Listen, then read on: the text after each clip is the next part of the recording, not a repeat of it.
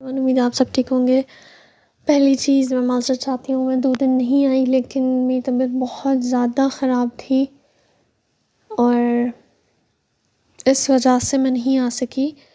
लेकिन अल्लाह का शुक्र है अब काफ़ी बेहतर हूँ, लेकिन स्टिल मुझे खांसी है, तो अगर मैं बीच में खांसी तो मुझे माफ़ कर देना प्लीज़। अच्छा खैर आज का जो हमारा टॉपिक है that is demand for money. So although apparent structure of demand for money is similar to conventional demand we have discussed in the macroeconomics, but there are some differentiated features. We will discuss in this section how people choose whether to hold wealth either in form of money or in the form of other assets. Such decisions depend upon the relative cost and benefit of holding cash or an asset. In this section we will discuss demand for money and its role in determining rate of interest. अच्छा देखो, इसमें simply इस paragraph में ये बात बोली गई है कि डिमांड ऑफ मनी जो है वो बेसिकली होती क्या चीज़ है कि आप जो है अपने पास कैश रखो। अब वो आप या तो अपने पास कैश रखो यानी कि पैसे रखो, या फिर आप अपने पास कोई एसेट रखो, ठीक है, फाइनेंशियल एसेट ना। तो उस चीज़ को हम कह रहे होते हैं डिमांड फॉर मनी। अच्छा फिर हमारे पास आता है all is equal. Demand for money is the amount of money which people wish to hold at a given time at different rates of interest. In other words, demand for money is the desired amount of holding financial assets in the form of cash or bank deposit rather than making investment. In nutshell, demand for money is the desire to holding cash or liquid assets. इन तीनों में बात एक ही की गई है, जो कि ये है कि डिमांड फॉर मनी हमारे पास ये है कि वो पैसे जो कि हम अपने पास रखते हैं, ठीक है।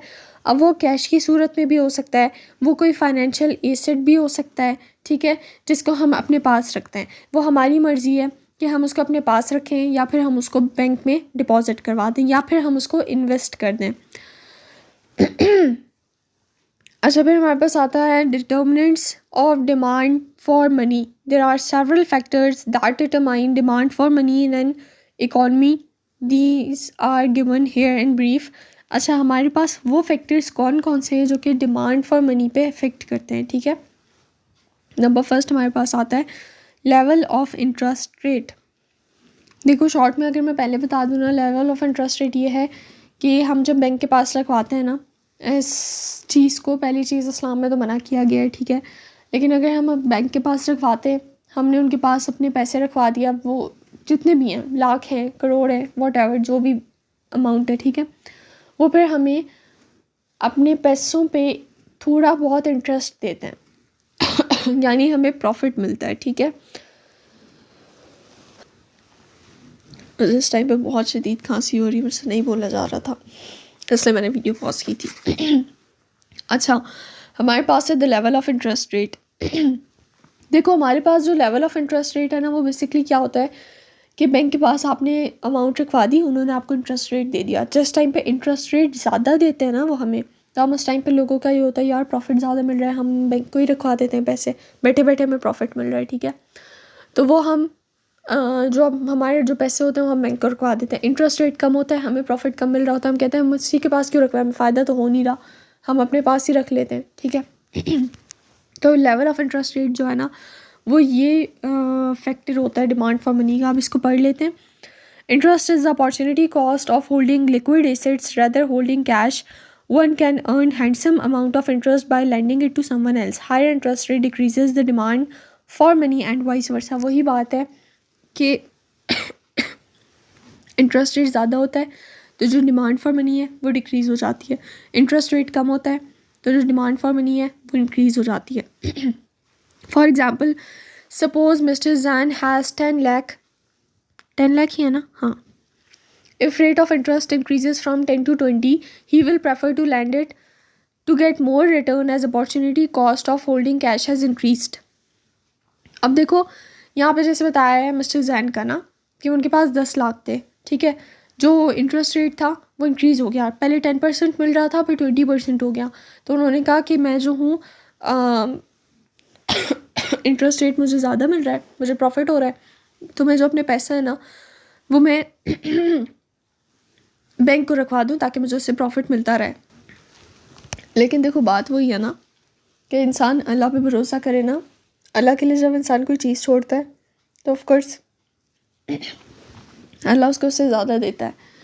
तो इंटरेस्ट रेट हमारे इस्लाम में जो है वो अच्छा नहीं माना जाता, वो एक सूद है, ठीक है। इंटरेस्ट को हम सूद कहते हैं और सूद लेना कोई अच्छी बात नहीं होती। तो इंसान अगर अल्लाह पे भरोसा रखे ना तो इंसान को अल्लाह उससे ज़्यादा देता है जो उसने हराम छोड़ा होता है। आई नो ये इस्लामियत की क्लास नहीं है, I am sorry. Back to the topic. अच्छा, हमारे पास आता है सेकंड है प्राइस लेवल। प्राइस लेवल हमारे पास क्या है? Depending upon their income level people plan to hold a fixed amount of money to maintain their living standards. Change in price level inflation rate will force people to rethink about holding cash. For example, assuming 10% increase in price level in a given time means 10% fail in purchasing power of the people. Suppose you were spending rupees 100 on bread slice and butter, now you need to hold rupees 110 for the same meal. अच्छा देखो, price level ये होते हैं जब मुल्क में महंगाई बढ़ जाती है ना, लोगों को ज़्यादा पैसों की ज़रूरत होती है, तो उन्होंने जो बैंक में पैसे रखवाए हुए होते हैं ना, पैसा फिर महंगाई में क्या होता है, पानी की तरह जाता है, ठीक है, पानी की तरह वो खर्च होता है, राइट। तो लोग जो है वो क्या करते हैं कि वो अपने पास जो बैंक में भी फिर पैसे जमा करवाए हुए होते हैं वो भी अपने पास रख लेते हैं, यानी उनकी जो डिमांड फॉर मनी है वो इंक्रीज़ हो जाती है। क्यों? क्योंकि उनको ख़र्चा ज़्यादा करना पड़ता है, क्योंकि महंगाई ज़्यादा होती है। जो प्राइसेस होते हैं ना, मुल्क के जो प्राइसेस होते हैं ना, वो भी डिमांड फॉर मनी को अफेक्ट कर सकते हैं। अगर प्राइसेस ज़्यादा हैं, लोगों की डिमांड फॉर मनी इंक्रीज़ हो जाएगी। अगर प्राइसेस कम हैं तो लोगों की डिमांड फॉर मनी डिक्रीज़ हो जाएगी, ठीक है। फिर आता है the level of real national output, GDP. Demand for money also depends upon the level of real GDP. People will with higher income have high levels of spending as compared to those with low income. For example, if you have annual income of rupees 6 lakh and you might go for a leisure trip once a month, as your income goes up, you must incline for leisure trip maybe on weekly basis. Hence, your demand for money will increase.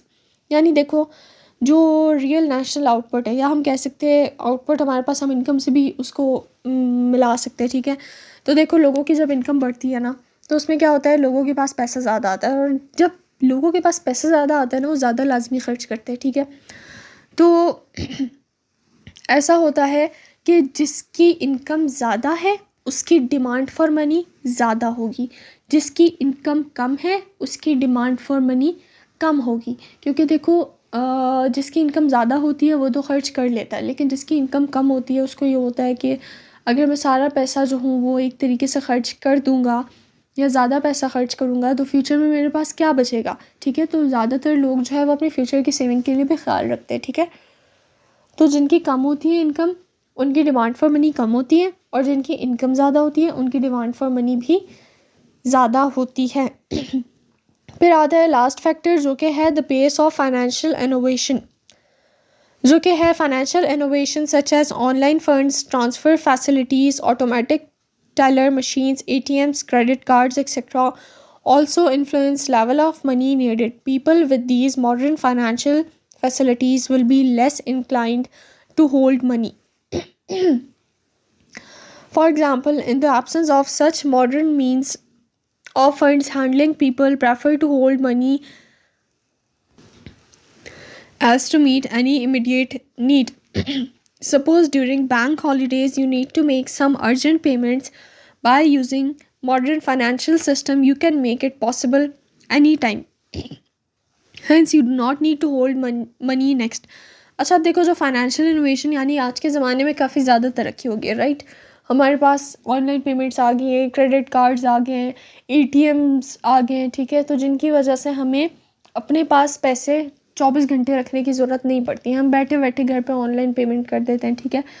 तो एक ये बहुत बड़ा main reason है कि जिसकी वजह से डिमांड फॉर मनी लोगों की बहुत कम हो गई है, ठीक है। डिमांड फॉर मनी यहाँ पे इतना याद रखना कि इस चीज़ की बात हो रही है कि लोग अपने हाथ में पैसा रखना चाहते हैं, अपने पास पैसा रखना चाहते हैं या फिर नहीं, ठीक है। इस चीज़ को याद रखना, डिमांड फॉर मनी यहाँ पे इस चीज़ की बात हो रही है। तो ये जो एडवांस जितना भी सिस्टम आ गया ना, इसकी वजह से जो लोगों की डिमांड फॉर मनी है ना वो बहुत ज़्यादा डिक्रीज़ हो गई है, ठीक है। सो ये सारा था डिमांड फॉर मनी के बारे में। इसके 3.1 यानी determinants of demand for money हमने पढ़े। इंशाल्लाह नेक्स्ट टॉपिक में मुलाकात होगी, जो कि होगा demand schedule and demand curve. बाकी अपना ख्याल रखना और प्लीज़ प्लीज़ प्लीज़ सब्सक्राइब करना और लाइक करना मत भूलना। और इससे अगर थोड़ी सी भी तुम्हें हेल्प हुई हो, वैसे तो मैंने बार बार वीडियो पॉज की है, I am so sorry for that, लेकिन अगर इससे थोड़ी सी भी हेल्प हुई हो, थोड़ा सा भी समझ आया हो, तो मेरे पेरेंट्स को और मुझे एक बहुत प्यारी सी दुआ दे देना, ठीक है। और बाकी कमेंट्स में कुछ पूछना हो, कोई क्वेश्चन समझ नहीं आया हो या कुछ समझ नहीं आया हो, तो वो भी मुझसे पूछ सकते हो। और बाकी अपना ख्याल रखना। अल्लाह तुम लोगों को मुहाफ़िज़ हो। अल्लाह हाफ़िज़।